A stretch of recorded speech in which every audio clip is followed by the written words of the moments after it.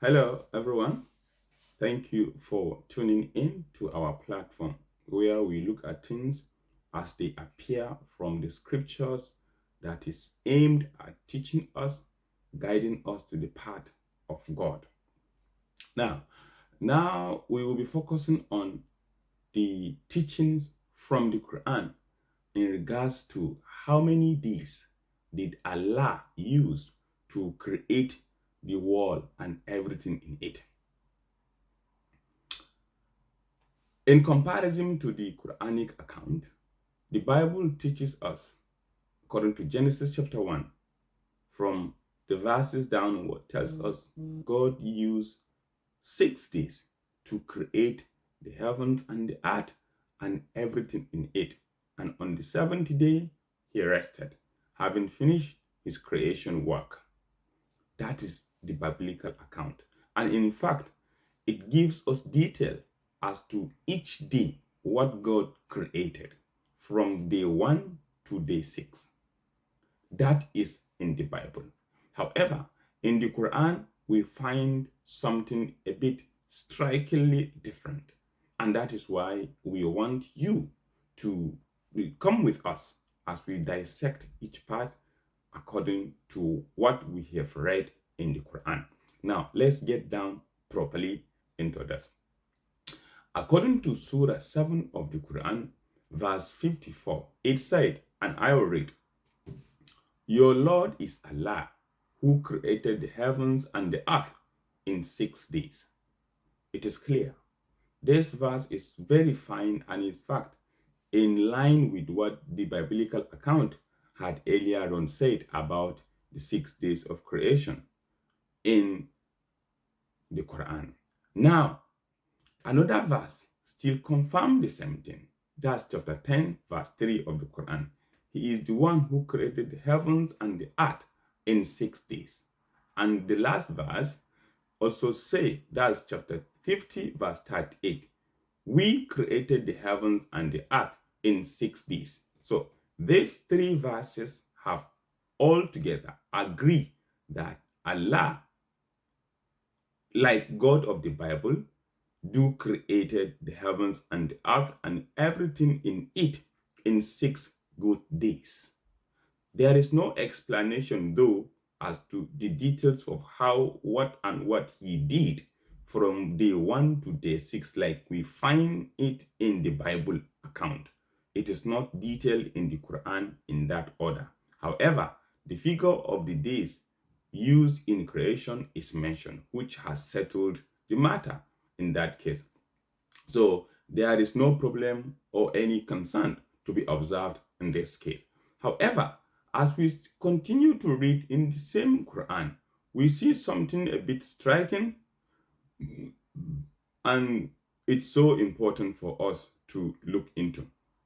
This is important because as creation, the account of creation, which simply gives the kind of capacity and power of the deity or of the God in question, is very significant, because creation amongst the basic claims of any divine revelation is essential.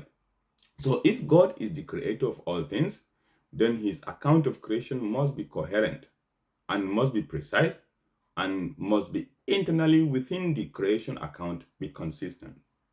So also, like we have seen in Christianity and other religions, in Islam, this requirement is even so important as well, like others, because the Quran is not understood as an inspired reflection, but as a direct and eternal speech of Allah, as it were. So, which is preserved word for word from heavenly sources, or from the tablet, which is preserved in the mother of book, in the Quran, according to chapter 43 of the Quran, verse 3 and 4, as well as chapter 85, verse 21 and 22. So this is important, and that is why we are focusing on the number of days. Somebody may be like, oh, why are you bothered about this? It's important because this defines the character, the consistency, the integrity, and the truthfulness about the God who is speaking in the Quran and who is speaking in the Bible. because our aim and the soul of every person is yearning for the truth, is yearning for the right path, wanting to know God and how to meet God on the right path. And that is why this matters. So, like I've said earlier on, explaining the account which have agreed to the biblical account as to 6 days creation that God or Allah uses to create the heavens and earth. Now, as we read in Surah 41, verse 9 to 12, we have find something very significant and very surprising as well.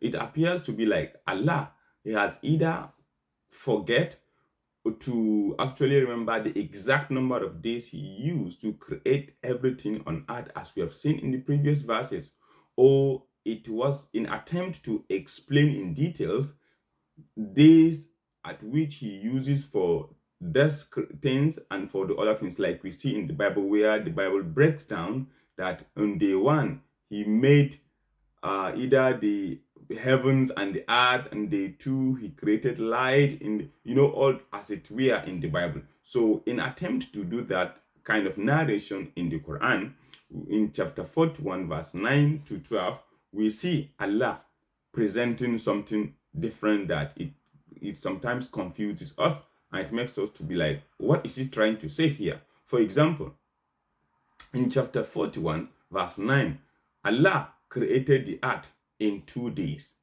So the earth was created in 2 days. You see? And then in the same chapter 41, verse 10, it did say that, and he placed the fountains among it, and determined its sustenance in 4 days. So Allah had used 2 days to create only the earth. Though the word only is not deployed, it's not used there, but that is what it means. Since he created the earth in 2 days, we have to read it as it is.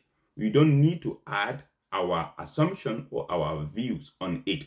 And then in 4 days, Allah placed the mountains upon the earth and had determined the sustenance of the mountains in 4 days. So the mountains alone were placed upon the earth in good 4 days, and then the earth itself was created in 2 days, making 6 days. Now, then in verse 12 of the same chapter 41, Allah go ahead to say, then he fashioned them into 7 heavens in 2 days. Now, heavens are believed to be in different cadres, like first heaven, second heaven, up to 7, according to this verse.